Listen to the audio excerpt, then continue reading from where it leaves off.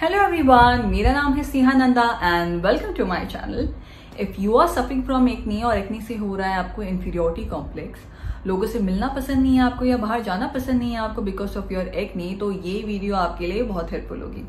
इस वीडियो में मैं आपसे शेयर करूंगी अपना खुद का एक्ने एक्सपीरियंस, कौन कौन से गलत स्टेप लिए थे मैंने इस प्रोसेस में और क्या रूट कॉज था मेरे एक्ने का जिसकी वजह से आज के टाइम पे मोस्ट ऑफ द गर्ल्स को एक्ने हो रहा है। ये सारी पॉइंट्स मैं इस वीडियो में कवर करूंगी। But before starting the video, disclaimer कि इस वीडियो में बताए गए सारी पॉइंट्स मेरी खुद की पर्सनल एक्सपीरियंस पे बेस्ड हैं।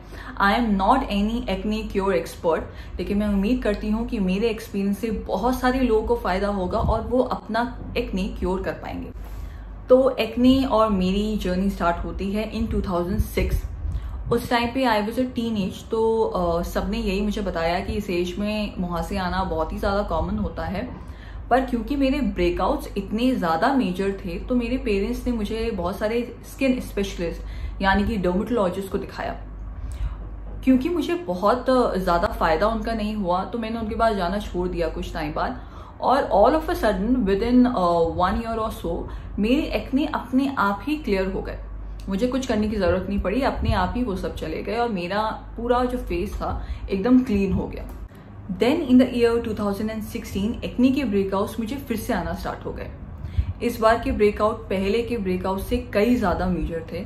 2016 में ही I was doing my post graduation, तो कॉलेज में इतने सारे एक्ने के साथ जाना मुझे बहुत ज़्यादा ख़राब लगता था। आई स्टिल रिमेंबर जब मैं लोगों से बात करती थी तो मुझे आई कॉन्टैक्ट करने में शर्म आती थी क्योंकि मुझे ऐसा लगता था कि they are looking at my acne और वो सोच रहे हैं कि ओ माई गॉड इस लड़की को कितनी ज़्यादा एक्ने है या ये कितनी ख़राब दिख रही है। तो मुझे लोगों से आई कॉन्टैक्ट करने में बहुत शर्म आती थी।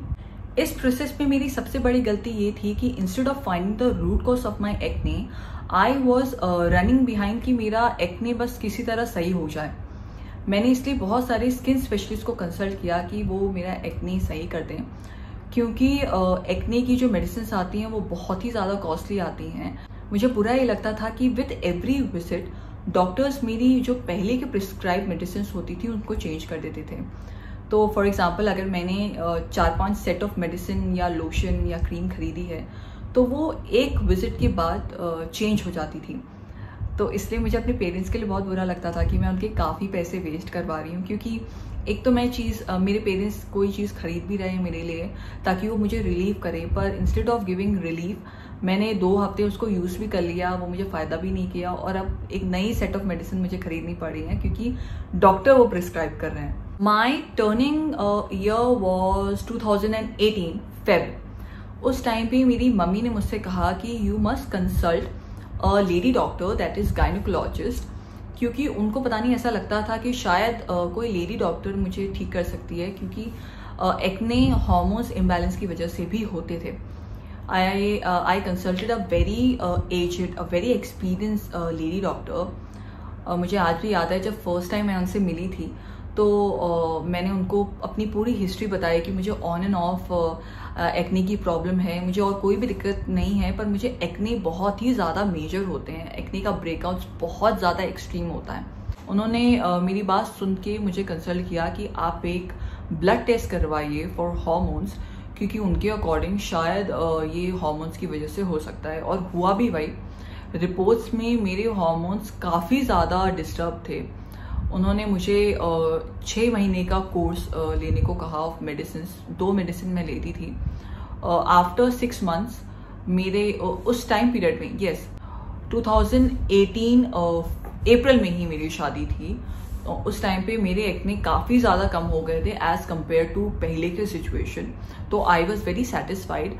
6 महीने का कोर्स करने के बाद ही मैंने वो मेडिसिन छोड़ दी, क्योंकि 6 महीने का कोर्स ही था पूरा, और मेरे एक्ने एकदम क्लियर हो गए। कोई मुझे दिक्कत नहीं हुई, कोई स्पॉट्स मुझे नहीं पड़े थे। Then in the year 2019 April to be very precise, मैं गई थी Dubai for a family trip में मैंने ऑब्जर्व किया कि I have put on some weight, बहुत ज़्यादा नहीं, 2 to 3 kgs ऑफ वेट मैंने पुट ऑन किया है, और वहीं से ही मुझे एक्ने आना दिख गए थे।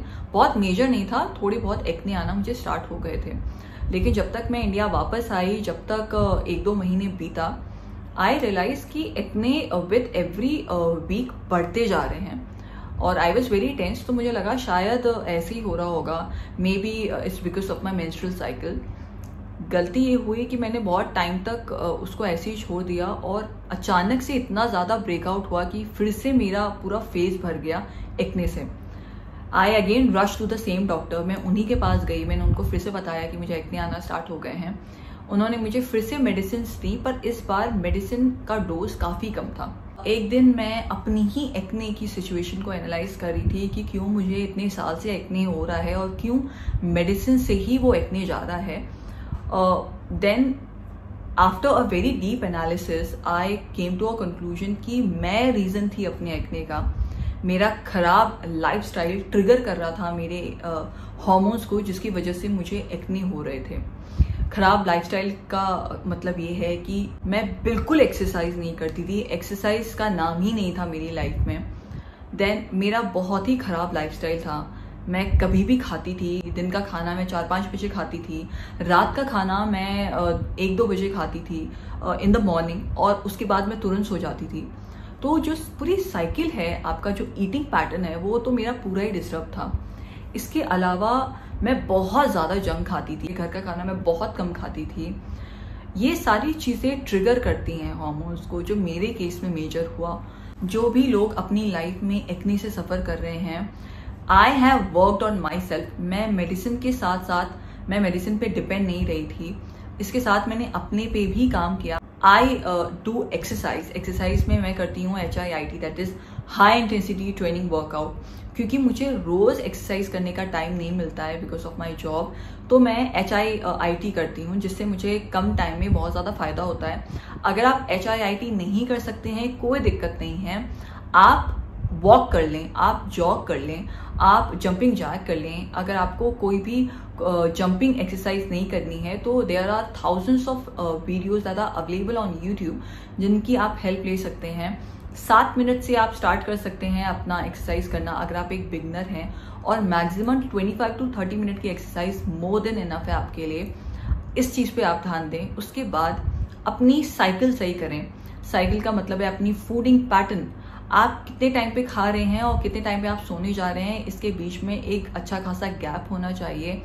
घर का खाना खाएं, कोई भी जंक से रिलेटेड चीज़ जैसे कि pizza, burgers, pastas, specially soft drinks, ये सब ना पिएं। इन सबको अवॉइड करें अनलेस एंड अनटिल जब तक आपका ये हार्मोन्स की प्रॉब्लम सही नहीं होती है, आपकी एक्ने की प्रॉब्लम सही नहीं होती है।